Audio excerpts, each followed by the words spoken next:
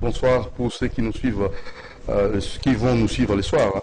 Nous sommes très contents de vous retrouver dans votre émission que vous aimez bien, Grand H, la grandeur, la hauteur. Nous avons un invité de marque qui se sent aussi grand et il va aussi lui-même répondre à cette question. Et avec lui, on va vous donner le temps de connaître à fond notre invité. Il va aussi répondre aux questions d'actualité et pourquoi pas aussi connaître ses réalisations. Alors, c'est parti. Doudou Monti n'est pas seul. Il y a notre très cher Moron Djambé à la réalisation, Alain Kabongo à la coordination et ma très chère Karine Ebebe à la prise de vie. Hein, voilà, donc manager. Voilà, c'est elle qui essaie de manager ces derniers temps l'émission. Alors, sans plus tarder, nous allons vous présenter notre invité. Vous allez le connaître. Lui s'appelle Monsieur Douli et son poste-nom Moutou et son prénom Loulou. Et études faites. Donc, il est licencié en droit, option, droit économique et social, expérience professionnelle, assistant des professeurs de droit aux universités, secrétaire national de la jeunesse responsable, encadreur des jeunes et enfin avocat d'affaires. Maître Loulou, bonjour et merveilleux. Merci, merveilleux à toi aussi. Vous savez, c'est un plaisir pour moi d'être devant toi et aussi pour la première fois, n'est-ce pas, d'être invité à cette grande émission. Grand H. Grand H. Vous êtes aussi grand? Oui, je suis avec les grands, donc je me considère déjà être grand. Vous êtes avec les grands. Voilà. Et quel grand que vous avez peut-être l'habitude de côtoyer régulièrement, très souvent? Tous ceux qui réfléchissent comme moi et tous ceux qui sont grands. Ici, je voudrais rendre un grand hommage à mon maître, qui est le docteur, professeur Kumbu Kingimbi, et c'est lui mon encadreur. Donc, pour moi, je me sens déjà grand à partir du moment où je suis à ses côtés. Le 17, ça coïncide avec l'assassinat de Laurent Désiré Kabila. Un mot?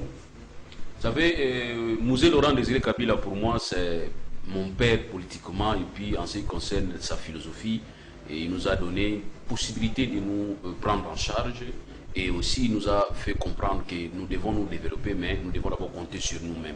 Cette autosuffisance, moi je crois peut-être, m'a tellement trop motivé. Donc j'ai une grande considération à ce monsieur par rapport à son idéologie. Ne jamais trahir. Et puis nous devons, n'est-ce pas, à chaque fois chercher à ce que nous puissions intérioriser ces recommandations. Voilà ce que moi je pouvais dire. Donc le peuple doit se prendre en charge. Il doit se prendre effectivement en charge pour permettre à ce qu'il puisse être grand et indépendant. Et Lumumba, c'était hier, un mot? Lumumba aussi, c'est parmi les gens qui nous ont poussé à comprendre que nous devons plus écrire nous-mêmes notre propre histoire. Lumumba, c'est vraiment un héros, comme nous avons toujours dit. Oui. Et il a eu le courage de dire non aux colonisateurs et de faire comprendre que cette indépendance n'était pas un cadeau.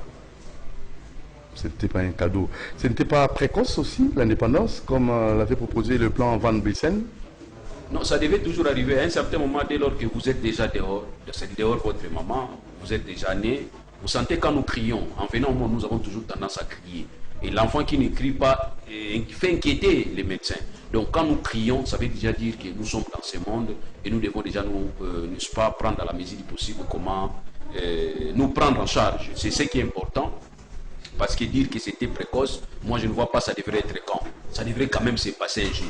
Avant, pendant, après, en tout cas, nous devrions avoir cette indépendance. Maître Loulou Moutou, allez, Douli, c'est parti avec la deuxième rubrique, parce que je vais encore revenir. Hein, la première rubrique, on avait en fait, épinglé les quelques points, parce que les gens devaient vous connaître à fond, mais je vais peut-être me rattraper vers la fin de l'émission. Place à la deuxième rubrique, vos réalisations. Là, après avoir lu votre CV, j'ai bien vu ici que vous êtes assistant des professeurs des droits aux universités, secrétaire national de la jeunesse responsable. Qu'est-ce que vous avez déjà réalisé, jeunesse responsable? C'est quoi? C'est un parti politique, une ONG, une ASBEL, je ne sais pas. C'est un peu d'être explicite. La jeunesse responsable, c'est une association sans but lucratif qui réunit les jeunes. Vous savez déjà le mot, quand on dit jeune, jeunesse, ça dit jeunesse, nous avons le mot jeune qui apparaît. Et aussi responsable, comme tout le monde peut bien comprendre, cette responsabilité n'est pas une responsabilité matérielle. Parce que nous croyons que celui qui est responsable, c'est celui qui a des biens matériels. Or, celui qui est responsable, c'est celui qui apporte des solutions là où la société a besoin d'être pauvre, là où la société croit être bloquée. Donc cette personne-là, c'est elle qui est responsable. Nous voulons être ces jeunes. À chaque fois qu'il y a un problème, que nous puissions être solution et non être un problème. Donc voilà, puisque nous disons que nous sommes responsables, nous voulons aussi à un certain niveau avoir cette facilité de projeter sur l'avenir, de se dire que tout ce que nous voyons aujourd'hui, tous les vieux que nous voyons aujourd'hui, demain ne seront plus capables peut-être d'exister. C'est nous qui devrons être comme étant de relève. Alors moi je me dis tout simplement que nous devons pousser ces jeunes. Qu'est-ce que j'ai déjà fait? Qu'est-ce que nous avons déjà fait? Eh bien nous avons récupéré ces jeunes qui vivaient dans cette léthargie, les jeunes qui vivaient dans cette distraction, croyant plus défendre, je ne sais pas quoi, les intérêts mesquins et égoïstes, ou soit qui étaient plus versés dans la distraction. Je prends les jeunes qui vont commencer à discuter matin, soir, si Ronaldo et Messi, qui a beaucoup d'argent. Voilà. Donc nous avons dit non, il faut sauver ces jeunes, leur dire que ça, ce n'est pas la vie pour demain. La vie de demain, c'est avoir un regard pour l'avenir, pour le développement et puis pour la survie de tout le monde. Et vous organisez des séminaires, vous faites comment? Oui, nous avons des séances de travail, nous avons un groupe où nous échangeons. Et aussi, dernièrement, je viens de Mwanda, là où la structure jeunesse responsable de Mwanda m'a accueilli. Nous avons, n'est-ce pas, animé une conférence où j'étais l'orateur principal. Nous avons parlé de droits et devoirs. L'état des droits et les devoirs. J'ai dit que non, écoutez, parler de l'état des droits, c'est vaste. Et j'ai préféré qu'on parle du droit et du devoir. Parce que nous avons tous tendance à réclamer nos droits, mais nous n'avons pas besoin de savoir quels sont nos devoirs. C'est la raison pour laquelle nous avons essayé de mobiliser les jeunes pour dire que nous avons aussi des devoirs, parce que la personne qui respecte son devoir n'a pas besoin de réclamer les droits. Mais face au chômage, 80% de taux de chômage, et c'est pas, il faut qu'on soit aussi clair, hein, il y a des licenciés qui, après avoir fini le tout premier boulot, job, c'est d'abord le receveur. Hein. Ils sont comme des receveurs, je ne sais pas si vous êtes au courant. Non, donc receveurs, parce qu'ils sont là, debout, donc là, au niveau de d'un véhicule, on acclame, il y a eu la Lominaye, il est là, exposé, on a Simbi, Abimina Moto, c'est ça, non? Il est receveur, donc ça c'est le job de nos lauréats, hein, les tout premiers jobs. Donc c'est même gratuit, la foot à me rater. Donc job au fêlé. Et après cela, ils n'ont absolument rien. Alors, face à ces jeunes-là, face à cette réalité, et face à ces problèmes que nous ne cessons de crier, d'insister, mais il n'y a pas vraiment un changement à ce niveau-là, bien que le président de la République aussi avait insisté pour essayer comme ça de créer l'emploi, donner la chance aux jeunes de pouvoir avoir comme ça un emploi décent. Est-ce vous, en tant que tel, il n'y a pas moyen d'initier quelques projets ou orienter la jeunesse d'une autre façon? Vous savez, dans ces pays, nous avons tellement trop fait confiance au discours. Et à part du discours, nous avons aussi un comportement que je considère comme étant un pesanteur qui nous attire vers le bas. C'est cet esprit de croire que dès lors qu'un jeune finit, et les jeunes finissent, finalement, il doit avoir l'expérience de 5 ans, 10 ans pour avoir le travail. Ça aussi, vraiment, c'est un grand blocage. Un grand blocage pour nous les jeunes, parce qu'on se posera peut-être la question, il faudrait-il avoir l'expérience au chômage de 5 ans pour avoir un travail, ou soit il faudrait-il avoir l'expérience quelque part professionnelle pour avoir peut-être un travail beaucoup plus décent. Ça, c'est une question, mais c'est déjà un problème. Et aussi, je voulais peut-être rappeler à tout le monde, peut-être à ceux-là qui n'ont pas tellement trop de moyens, je peux comprendre. Mais il y a d'autres, monsieur le journaliste, je peux vous assurer qu'ils ont des moyens, mais il y a un problème d'orientation. Il y a un problème d'orientation et aussi même un problème d'affectation de ces moyens qu'ils ont. Il n'est pas seulement bien ou soit souhaitable qu'on puisse à chaque fois écrire « je viens respectueusement solliciter un poste vacant ». Nous aussi, on peut créer ces postes de nous-mêmes. Donc, par rapport à ce que nous avons déjà, on peut déjà avoir la facilité de créer. Quand je vois les petits sirènes qui n'ont rien, peut-être il y a d'autres qui demandent l'argent. Donnez-moi l'argent parce que je dois acheter les cirages pour permettre à ce que je commence. S'il a déjà une boîte de cirage avec un chiffon, il peut déjà commencer son entreprise. Donc voilà, maintenant, ce petit-là, il va maintenant rester toujours en train de commander, même s'il a une boîte, ou soit il a déjà un chiffon pouvant lui permettre de continuer, il va se dire, écoutez, au lieu de travailler, je préfère continuer à demander parce que demander c'est facile, on va vous donner peut-être sans vous exiger un effort. Raison pour laquelle nous allons toujours demander aux jeunes, même avec les petits moyens que vous avez, vous pouvez déjà commencer. Donc nous devons être beaucoup plus créateur des emplois qu'être quémandeur des emplois. Voilà, Maître Loulou Douli Moutou, le peuple Oyo a des sérieux problèmes. Et les autochtones ne jouissent pas, donc ne bénéficient pas de tout ce qu'ils ont comme richesse au niveau de Mwanda, oui. tout ça. Bon, vous êtes aussi parmi les gens qui faisaient des revendications. Est-ce que cela aboutit? C'est pas ont abouti? Est-ce que vous avez comme ça de bons résultats par rapport à vos revendications? Bon, écoutez, je serais peut-être sanctionné si je ne voudrais pas aussi passer ou soit faire voir aussi une partie de ma vie.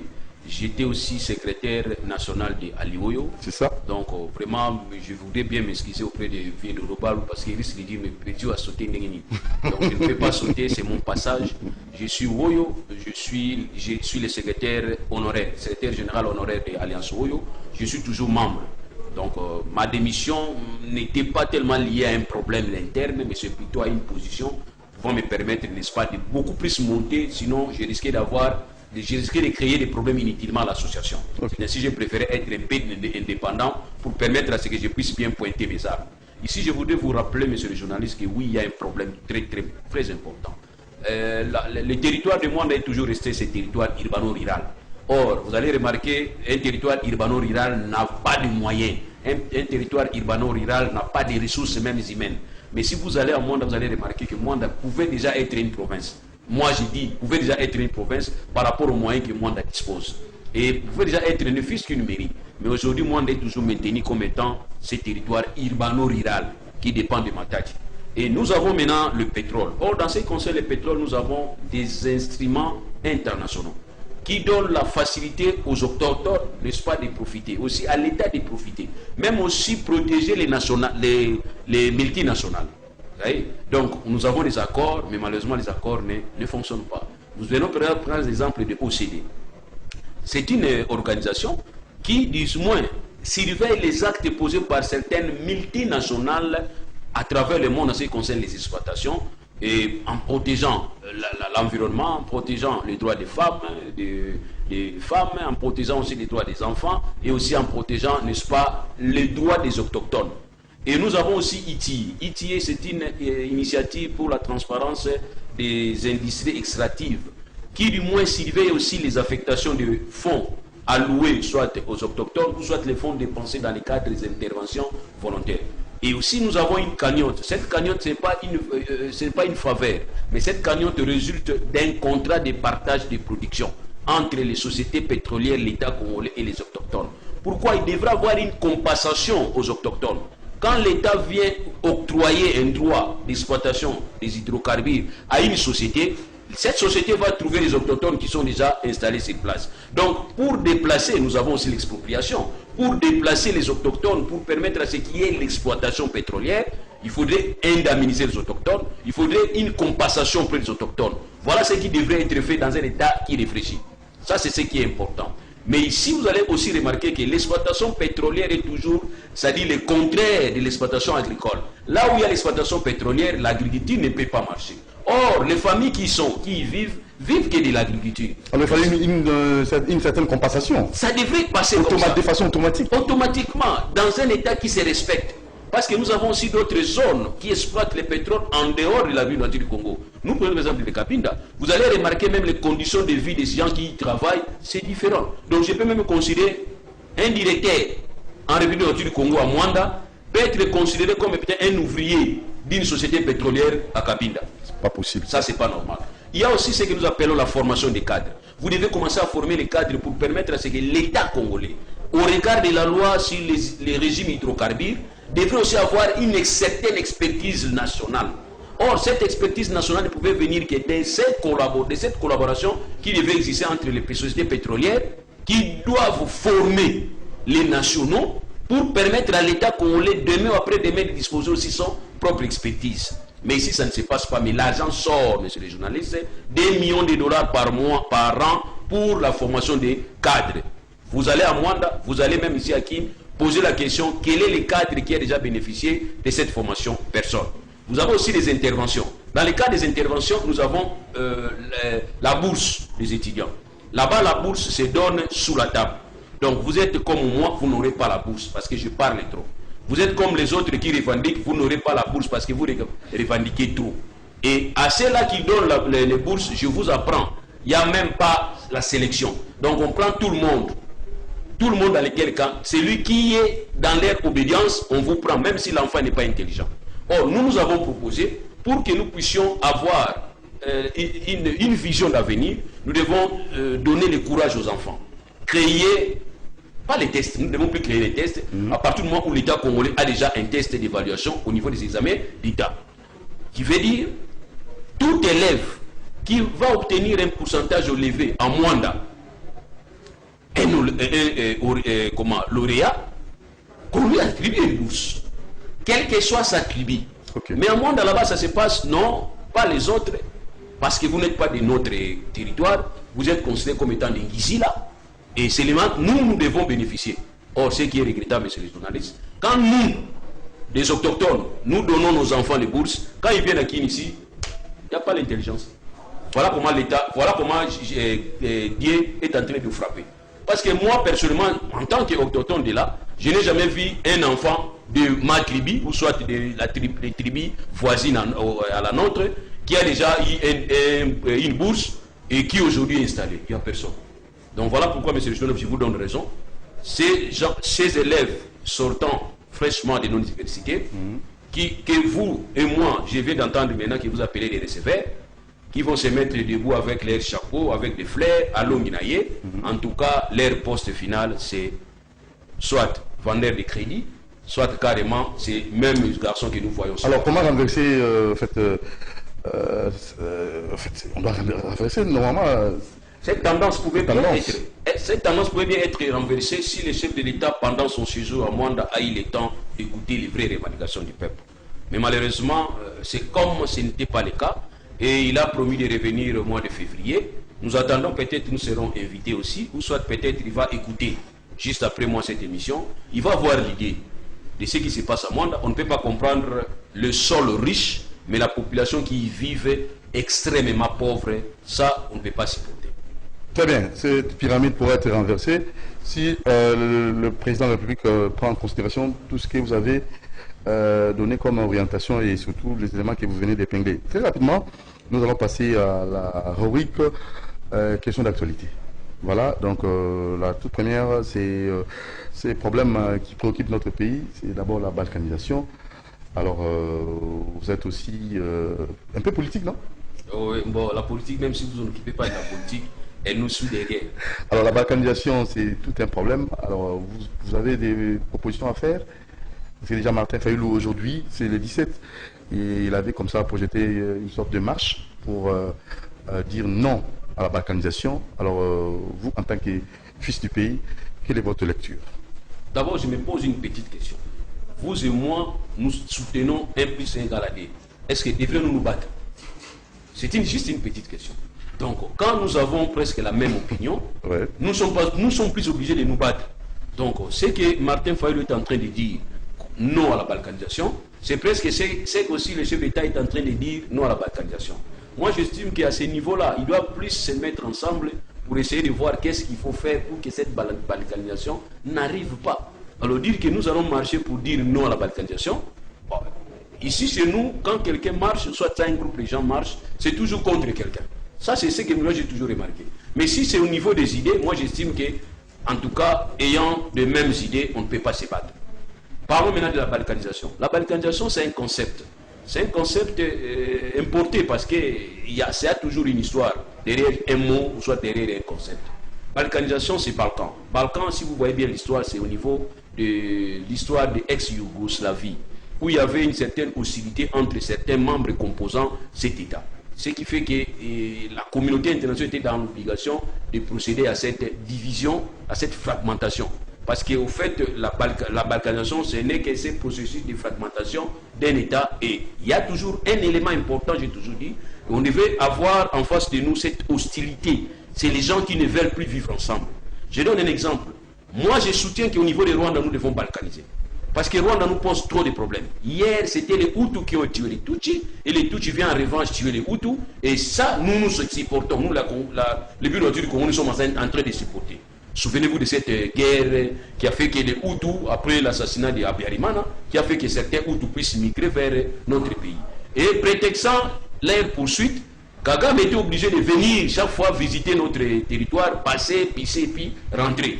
Tout ça pourquoi? Parce qu'il devrait avoir un alibi pour venir nous déranger. Raison pour laquelle moi je soutiens que Rwanda soit balkanisé. Qu'on crée des États. Un occupé par des Tutsis, rien que des Tutsis, et l'autre côté occupé par des Hutus. Donc Rwanda a une raison d'être balkanisé. Et la RDC? Ah, RDC non. Nous sommes plus de 450 000 ethnies. Nous sommes plus de 450 ethnies. Nous vivons en harmonie. Nous sommes là. Vous allez voir un Mourouba se marier avec Mongo. Vous allez voir un Mouyombe se marier avec quelqu'un de... Mais le tuerie à l'Est là-bas. C'est le complot de nos amis et c'est le complot avec complicité de la communauté internationale, de nos frères et amis chercheurs d'argent. Chercheurs d'argent. Mais les multinationales. C'est eux qui viennent foutre de n'importe quoi à l'Est pour permettre à ce que le Rwanda, avec cette complicité du Rwanda, de venir piller nos richesses, pour permettre à ce que de l'exporter frauduleusement sans que les Congo puissent en bénéficier.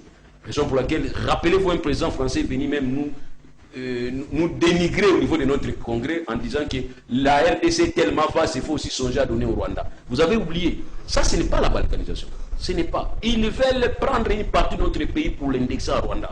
Ça, c'est pas la balkanisation. Donc, voler. Oui, voler, ce sont des voleurs. Ça, c'est pas la balkanisation. La balkanisation, c'est un pays qui était au départ uni, mais les éléments composant cet État, c'est-à-dire la population, a un groupe naissant, il y a un clivage.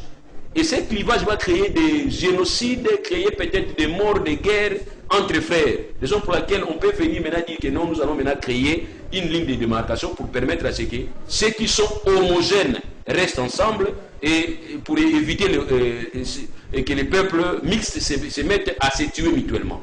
Voilà là où on pouvait parler de la balkanisation. Maintenant, vous, on ne vous pose pas de questions. Moi, je me pose maintenant la question. Par rapport au contexte congolais, faudrait-il parler de la balkanisation ou faudrait-il parler du vol carrément? Ils veulent nous voler la partie est de notre pays. Alors comment faire? Maintenant, c'est ça. Que faire?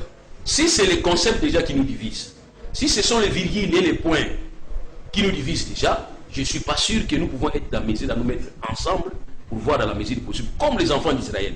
Parce que les enfants d'Israël, vous allez voir Benjamin Netanyahu, le premier ministre israélien.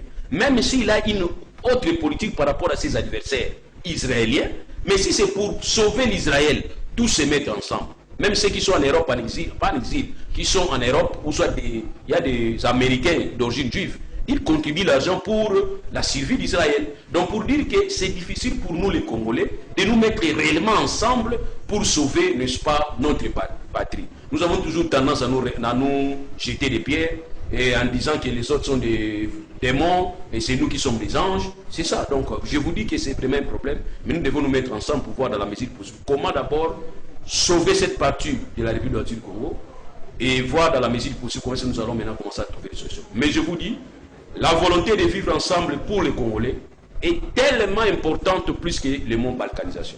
Y a-t-il réellement des infiltrés? Les infiltrés, ils n'en manquent pas. Même nous aussi, nous pouvons infiltrer de l'autre côté. C'est la politique. Non, ce sont des stratégies à monter. Vous nous infiltrez, nous aussi nous vous infiltrons. C'est ce qui est important. Mais nous, chez nous, nous sommes toujours dans les paroles. RDC, Lokomakasi, je ne sais pas en quoi. Mais l'armée essaye tant soit peu de repousser les rebelles, non? On peut quand même Vous savez, c'est étonnant. les féliciter. Voilà, c'est étonnant. Pourquoi? Parce que moi, je me dis que ces renversements des pyramides commencent à me dire qu'il y avait des problèmes bien avant. L'armée, c'est la même armée, avec les mêmes moyens, avec les mêmes commandants. Mais cette armée-là commence maintenant à nous donner des fleurs, nous donner des résultats meilleurs. Et qu'est-ce qui s'est passé avant? Et nous, moi, personnellement, je me disais que Rwanda est tellement plus fort que nous. Mais or, en réalité, je comprends que ces forces négatives qui sont installées en République ne sont pas plus fortes que je croyais. Mais c'est une guerre asymétrique. C'est ce qui est regrettable. Non conventionnel, on ne sait pas avec qui on se bat. Ils viennent, ils égorgent, ils violent, ils partent, sans revendication. Or, moi, j'aimerais bien qu'on nous dise que non, nous revendiquons pour que vous soyez tous islamisés. Là, je peux dire que non, il y a un groupe d'islamistes fous, de djihadistes fous, qui veulent peut-être islamiser la RDC tout entière. Je peux comprendre. Mais ils viennent, ils rentrent. Sans information, sans nous dire des informations, ils sont là.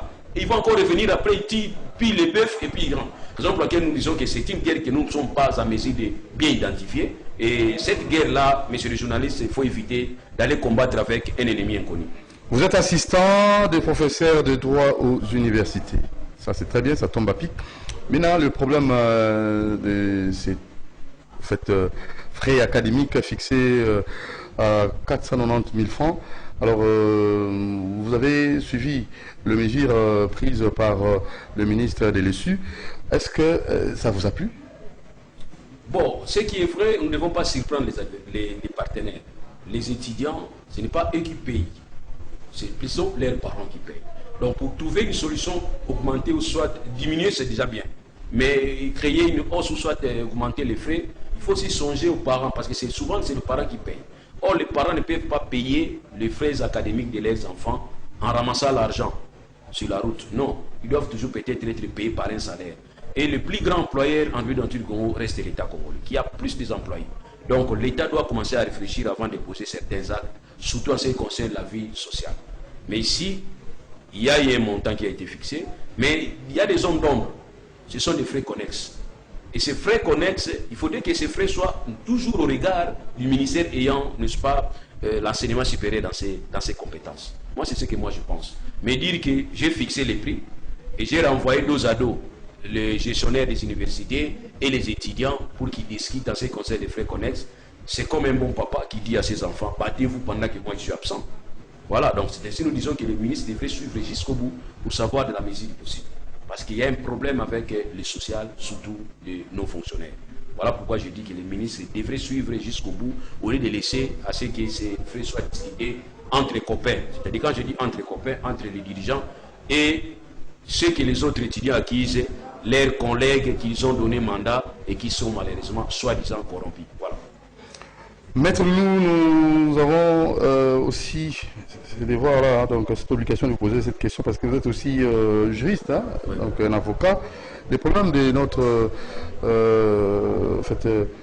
prison de Makala, il y a comme ça plus de 23 morts, hein, donc les conditions incarcérées posent problème, donc il y a vraiment l'espace qui n'est pas vraiment approprié à recevoir en fait à recevoir plusieurs personnes, mais seulement on leur impose de vivre comme ça dans cet espace étroit. Et vous, en tant qu'avocat, qu'en dites-vous? Est-ce que c'est possible qu'on essaie un peu de revoir les conditions que nos prisonniers vivent? Est-ce qu'il y a moyen? Est-ce que c'est possible que l'homme puisse vivre comme un animal? Vous savez, ce qui est vrai, il faut d'abord commencer par poser la question qui a la responsabilité de gérer les prisons? C'est le ministre de la Justice. Et le ministre de la Justice, la fois passée, nous avons appris, semble-t-il, qu'il a commencé déjà à se plaindre parce que son collègue de finance est en train de les bloquer. Ça, ce sont les informations qui viennent. C'est la première fois où il y a une contradiction entre les membres du gouvernement qui, du moins, ont signé le pacte de cohésion. Mais il y a une contradiction. S'il faut parler de cette capacité exagérée d'accueil au niveau des prisons, il faut d'abord poser vous la question, comment ces gens-là deviennent prisonniers? Qu'est-ce qu'ils font là-bas? Parce que je vous informe, il y a même des gens qui sont en prison qui ne devraient pas être en prison. Donc nous avons tendance à gonfler inutilement nos prisons. Innocemment arrêtés. Oui, à partir du moment où vous allez vous rendre compte que certains n'ont jamais été entendus par un magistrat. Ça aussi c'est un problème. C'est toujours gonfler l'effectif. Parce que si vous prenez le pourcentage des gens qui devraient occuper les prisons, je ne peux pas, je ne me trompe pas, je peux donner seulement peut-être une estimation. Je peux vous dire qu'ils sont peut-être à 30% qui devraient être emprisonnés pour purger leurs peines. Mais les 70% attendent à ce qu'ils soient condamnés ou soit qu'ils soient libérés, mais ils sont déjà en prison. Mais ça profite à qui? C'est ça la vraie question. Il faut poser au ministre de la Justice qui se plaint Papa Pamba. C'est lui à nous répondre. Vous voyez? Donc c'est lui qui gère la prison, c'est lui qui gère les prisons, c'est lui qui a commencé à nous dire. Parce qu'à un certain moment, nous avons suivi, il y a un ministre qui a déclenché les contrôles au niveau des prisons carcérales. et avec comme obligation de commencer à sanctionner les magistrats qui font passer inutilement le temps aux citoyens qui ne devaient pas être emprisonnés. Moi, je me rappelle, il y a certains magistrats qui nous appelaient, maître, la fois passée, nous ne sommes pas entendus par rapport au montant. Moi, je vous ai demandé $2,000. Viens même avec $100 pour que je vous accorde la libération. Oh, $100. Et j'ai compris que non, c'était les ministres qui devraient passer là-bas. Et bien, les ministres a donné l'ordre. Si on trouve un dossier inachevé, soit un dossier, un prisonnier doit être incarcéré, que le magistrat qui a fait défaut, et le magistrat sera sanctionné. Et certains nous ont appelés, maître, attends 150, viens avec ça, attends 50, viens avec ça, je dis voilà, ils ont un problème. Et finalement, après, c'est les clients qui m'appellent le matin, on nous a libérés. Vous voyez, donc ça dit, nous ne sommes pas allés voir les magistrats, mais les clients étaient quand même libérés. Donc voilà ce que les ministres doivent faire. Mais nous, nos ministres, passent trop leur temps dans leur bureau climatisé. Ou soit carrément, dossier Matadi, c'est lui maintenant, dossier de province, c'est lui qui s'en occupe. Il est là content comme un juge. Il va commencer à juger le gouverneur, je ne sais pas si c'est quelle procédure, bon, je ne sais pas. On nous a appris que non, c'est peut-être une mission ad hoc créée, je ne sais pas comment. Or, nous avons plusieurs outils peut-être à exercer pour permettre à ce qu'on puisse commencer à absorber certaines crises. Vous voyez? Au lieu peut-être de ça, des invitations, je ne sais pas si c'était aussi son anniversaire, il a invité les gouverneurs qui sont maintenant là. Au lieu de faire ce que lui devrait faire pour donner une bonne image à nos prisons. Donc les gens qui sont emprisonnés, je suis désolé de le dire, il y a certains qui y sont, c'est parce qu'ils attendent que les dossiers soient fixés. Voilà, ils sont là. Et il y a même d'autres qui sont là, ils sont des responsables, que leur fuite n'est même pas à craindre. Mais ils sont là parce qu'il faudrait peut-être une caution. Et la caution, comme ça nous renseigne au niveau des arrêtés, c'est un autre montant. C'est que les autres doivent payer pour bénéficier un autre montant. Alors tout ça, ça fait que ces prisons soient toujours pleines à plein. Voilà, alors parlons de l'opération Kidm propre, le bilan. Après une année, est-ce que... En fait, l'année nouvelle m'a commencé et on peut quand même faire quelques lectures par rapport à cette opération. Bon, aujourd'hui, j'ai eu la chance de suivre le coordonnateur de cette opération qui est Péto.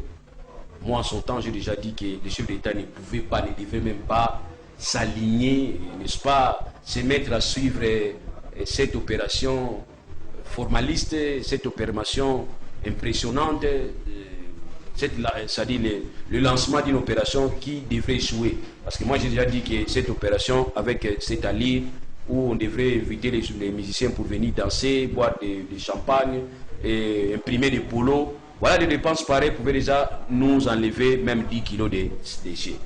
Et aussi par rapport à ça, nous avons dit qu'il faudrait tout simplement qu'on puisse, n'est-ce pas, changer notre façon de voir les choses. Ailleurs, opération Kinbu-Peto ne devrait pas être opération Kinbu-Peto. Mais nous préférons qu'on parle plus de sources de ravitaillement pour d'autres activités. Parce que les déchets ailleurs ne se gèrent pas comme en République du Congo. Nous gérons très mal les déchets. Je vous dis, monsieur le journaliste, ailleurs, la gestion des déchets, c'est une source d'approvisionnement pour d'autres. Donc nous ignorons, en fait, ce sont des devises, une sorte de manque à gagner.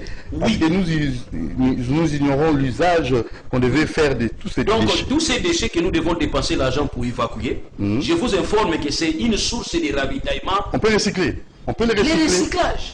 Les recyclages, c'est la moindre des choses. Donc, c'est-à-dire, pendant que vous allez faire des opérations Kinbu-Peto pour évacuer les déchets pour aller jeter, je ne sais pas où, en Europe ou soit ailleurs, ces déchets, c'est vraiment la source d'approvisionnement en matière première de certaines industries. On peut exemple les chasser. Vous allez remarquer aujourd'hui avec moi tous les métaux, les barres de fer, comment on appelle ça, les métaux, quand on voit les pièces métalliques, vous ne trouvez plus sur la rue, sur les rues. Mabende sera soudé. Et c'est là, c'est fini. Puisque chacun garde les Mabende à Kosomba. Si aujourd'hui on va commencer à lancer une opération, chasser à Kosomba, l'eau que tu vas consommer en ville, tu vas garder cette bouteille jusqu'à la maison. Parce que tu auras un endroit où vous allez commencer à t'entreposer pour aller les vendre. Donc vous n'allez plus retrouver les chassés que nous avons. Full à Kosomba. Voilà. Donc pour dire que nous avons un problème de gestion d'assainissement. Or au niveau des universités, nous avons des étudiants, des experts en matière. À cette matière d'aménagement du territoire. Où nous avons d'abord les recoupements de ces déchets, nous avons le traitement, nous avons l'évacuation et nous avons, n'est-ce pas, les recyclages. Voilà les 4 points qui nous caractérisent pour lutter contre les salubrités dans la ville province de Kinshasa. Mais ici, l'argent sort, rien que pour sortir, pour que les gens bouffent, bouge l'argent, mais entre-temps, vous allez, même en ville, vous allez remarquer des montagnes des immondices. Donc c'est ainsi que nous disons qu'il y a un problème de gestion et aussi de vision. Voilà, la coalition FCC Cash, ça évolue bon train, ça marche. Moi, je voudrais qu'on ne me parle pas de cette coalition, parce que dès le départ, j'ai déjà dit que c'est une coalition vouée à l'échec. Ah bon? Oui, parce que nous avons remarqué que, vous savez, en ce qui concerne la coalition, même s'il faut parler de ces concepts de coalition, il faudrait plus coaliser tout ce qui se ressemble, tout ce qui est une certaine similitude. Donc vous avez un rapprochement. Vous sentez que non, celui-ci, c'est un noir. Ok, je donne l'exemple facile. C'est un noir, un africain, mais c'est un humain. Donc il peut se marier avec une blanche qui est européenne. Nous avons quand même toujours la procréation d'un être humain. Mais quand vous allez dire, celui-ci c'est un noir humain, il peut se marier avec une gorille, parce qu'ils se ressemblent tellement trop, ça, vous n'allez pas avoir nous n'allons pas avoir la procréation. Ça, c'est trop fort. C'est trop fort pour vous dire qu'on peut lier des choses qui se ressemblent pour permettre à ce qu'il y ait harmonie. Mais en ce qui concerne notre coalition FCC Cash, vous allez remarquer qu'il y a deux partis qui se mettent ensemble, mais lesquels partis n'ont pas la même opinion. Ok. Pendant que UDPS parle du peuple d'abord, c'est-à-dire UDPS est catégorisé comme étant un parti de la masse. Là, c'est la masse qui dirige les partis. Ok? Mais quand, de l'autre côté, nous allons avoir où on dit que respect au chef, c'est-à-dire hiérarchisation, il y a une autorité morale, c'est cette autorité morale qui décide, c'est lui qui est considéré comme étant Dieu, c'est lui qui nomme, c'est lui qui révoque. Là, je vous dis que cette coalition ne peut pas aller en bon chemin. Pourquoi? Vous allez remarquer que les deux n'ont pas de mêmes fondamentaux. C'est-à-dire ici, on parle des opinions fondamentales. Nous n'en avons pas parce que pour Tshisekedi, signer en Genève, dès lors qu'il n'a pas demandé à la population, à sa base, la base a demandé à ce que Tshisekedi puisse retirer la signature. Et Tshisekedi, vous avez vu vous-même, il a retiré la signature tout en présentant les esquisses au peuple, à sa base.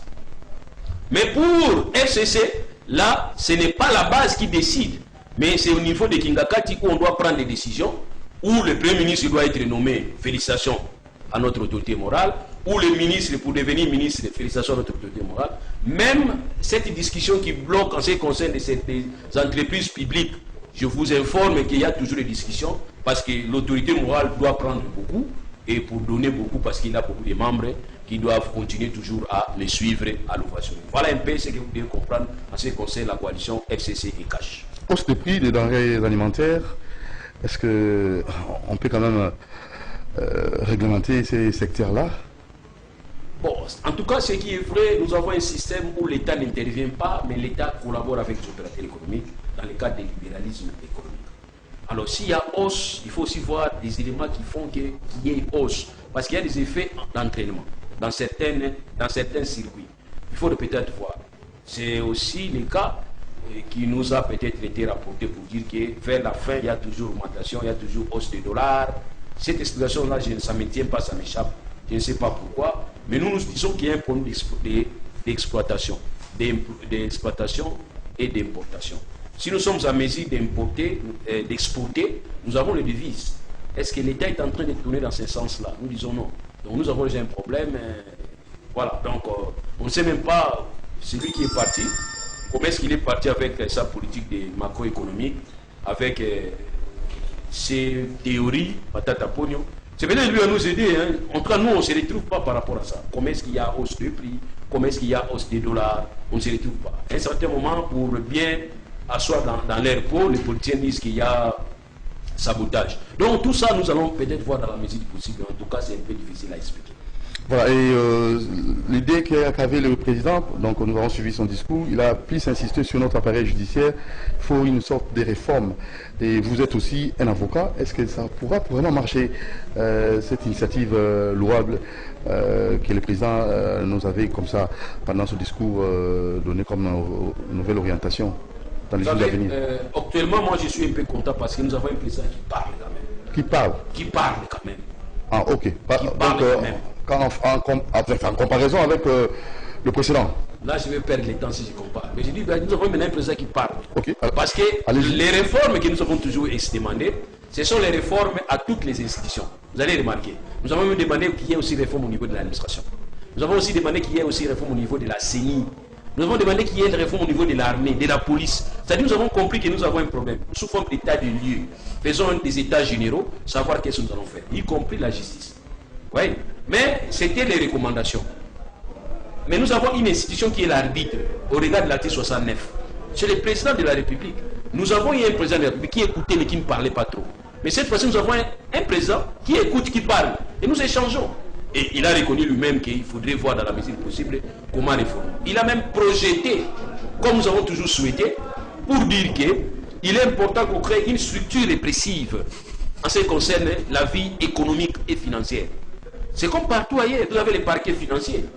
Mais ici, nous avons les parquets pour la répression recherche des infractions. Je m'excuse ici, je voulais le dire. Mais par contre, il y a certains agents qui composent ces parquets, parce que les parquets, ce n'est pas seulement les magistrats. Nous avons aussi les polices rattachées à ces parquets. Vous allez remarquer qu'il y a un problème d'expertise. Une fois, moi, j'ai été invité devant un inspecteur qui me pose des questions que lui ne maîtrise pas. J'ai compris qu'il ne maîtrisait pas les questions. Mais lui, il voulait seulement avoir l'argent. Bon, maître, si vous trouvez qu'on peut toujours négocier, on négocie. Je dis non. Avant de négocier, nous devons d'abord commencer par faire comprendre les clients qu'est-ce qui s'est passé réellement. Non, mais tu vois ici, il est marqué importation irrégulière. Je dis oui, c'est une importation irrégulière. Oh, mais c'est une infraction. Je dis non, ce n'est pas une infraction. Une importation irrégulière, c'est une importation qui n'a pas suivi une vérification au niveau de l'embarquement. C'est bien pour nous, parce qu'à ce moment-là, nous allons vérifier la marchandise ici. Donc, en vérifiant la marchandise ici, nous avons l'argent frais ici. Au lieu de se faire vérifier en Europe, où vous allez déposer l'argent en Europe, il faut maintenant des mécanismes pour que l'argent quitte l'Europe pour venir à la République du Congo. Vous ne sentez pas que c'est ça, c'est ce que l'État a prévu pour permettre à ceux qu'il ait directement l'argent frais? Ah, c'est comme ça que je vais vérifier. Il est allé vérifier. Enfin, maître Ozaki n'a raison, j'ai dit voilà. Donc ça dit, voilà quelqu'un pareil, c'est lui qui est dans ce système judiciaire. C'est lui qui est au parquet en train de rechercher les infractions. Donc la personne qui ne sait pas la matière, même si vous le mettez là-bas, en tout cas, il va commencer à voir les infractions passer. Raison pour laquelle nous devons faire une réforme pour créer peut-être cette juridiction économico-financière pour permettre à ce que notre État, l'esprit, bénéficie de ses droits et que la population soit d'une manière générale, en particulier les opérateurs économiques aient la tranquillité à ce qui concerne le climat des affaires. Voilà les problèmes des embouteillages. Vous êtes venu en retard. Hein? Vous m'avez même dit que c'était vraiment compliqué pour atteindre la ville. Mais quel remède? Quelle est la solution véritable? Sauf de moutons, oui, ça pose encore des problèmes. Alors, on peut faire quoi? Qu'est-ce que nous pouvons proposer pour résoudre de façon peut-être, répondre peut-être à 80% à ces problèmes qui cochonnent la population? Donc maintenant, nous allons réfléchir d'une façon optimale. Pour vous dire que, vous savez, quand vous voulez traiter une petite plaie, il ne faut pas couper les bras. Quand vous voulez traiter une petite plaie, il ne faut pas couper les bras.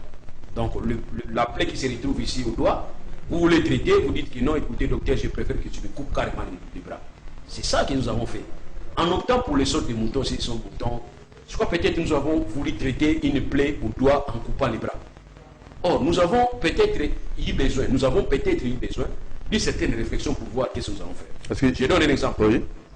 Voyez 24. Prenez cette route 24.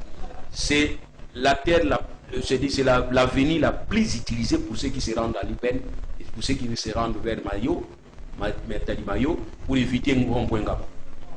Voyez. Mais vous allez remarquer, cette voie-là, quelque part, c'est un peu bouché vers Selembao. C'est bougé. Et aussi voir dans Selembao, il y a certains principales ou soit certains seconds, c'est-à-dire routes secondaires qui peuvent être peut-être aménagés pour permettre à ce que tout le monde n'utilise pas 24. Moi j'habitais Pigeon, mais j'étais obligé de fuir Pigeon. Parce que vous êtes obligé seulement de prendre ou soit magasin, ou soit Selembao, ou carrément il faut aller tourner. Mais or, on pouvait bien asphalter à Sosa, de premier point à Sosa, jusqu'à peut-être vers Mongafoula. Donc vous allez remarquer que vous, en allant vers Mongafoula, vous n'avez pas besoin d'emprunter 24. Voilà réellement les causes des embouteillages. Vous avez affecté les gens que vous appelez les agents qualifiés. Est-ce qu'ils sont réellement qualifiés? Ça aussi, c'est une question. C'est Vous juste. prenez vos cousins, vous prenez vos neveux qui sont au village, directement déni, allez. Commencez à demander l'argent. J'avais reçu l'autre fois le président des architectes, M. Brunel Bolondel Kananga, Guibale, qui était même surpris. On les a appelés, ils n'étaient même pas consultés. Associés, voilà. Et ils n'étaient même pas consultés. Ils ont comme ça un effectif de 600 architectes, Oui. donc dans l'ordre des architectes. Ok. Mais la commission qui s'en occupait n'a même Ils ont pas carrément oublié. fait appel à ces derniers qui sont vraiment des Les architectes. fils du Congo, ils peuvent Ils sont apporter vraiment leur des expertise. chevronnés. Ils peuvent apporter leur expertise. Je prends aussi l'exemple d'un gars que j'ai suivi dans une radio. Il parlait des pavés avec des caoutchoucs, des papiers et tout ça. Il dit qu'avec 1 milliard, il peut asphalter 3 km par ces instruments, en fait, ces pavés-là, qu'il a confectionnés grâce au sachet. Et il dit qu'en ce qui concerne le béton, pour asphalter, il faut 1 km, 1 milliard. Mais chez nous, 3 km à 1 milliard. D'ailleurs, avec possibilité d'augmenter un peu les kilomètres. Et il dit qu'il a la facilité d'asphalter même Bumbu, tout Bumbu. Imaginez que Bumbu soit asphalté. C'est-à-dire que ça sera maintenant des avenues asphaltées. Moi, je n'ai plus besoin d'aller tourner pour aller chez moi. Je vais seulement utiliser peut-être une petite ruelle asphaltée avec nos propres produits. Ça fabriqué avec des sachets. Ça va encore résoudre un problème de la pollution. Ça va résoudre un problème de la salubrité. Voilà maintenant comment nous allons réfléchir. Au lieu de réfléchir à ça, ils ont plus préféré réfléchir avec des sauts de moutons. Là, ils savaient que derrière, il y a la rétrocommission. Et pour finir, Je suis très content d'être devant vous, d'avoir ce temps. Je remercie le manager de cette grande chaîne. Et cette chaîne qui est restée la chaîne vraiment suivie. Hein, parce que nous Merci. sentons ici, il y a un problème de la neutralité. Vous recevez tout le monde, vous recevez même les opposants de vos opposants. Donc je suis très content. merci beaucoup, Maître Loulou, pour avoir répondu positivement à notre invitation. À la prochaine occasion. Je suis disposé, ça sera une convocation, pas une invitation. Il faut rapidement y répondre. Très bien, merci à l'équipe technique, mon Djambé à la réalisation, merci à la coordination d'Alain Kabongo, la prise de vie et avec Karine Bébé, et nous allons vous retrouver très prochainement. Abonnez-vous massivement sur Doudou Montiri TV et ce sera vraiment intéressant.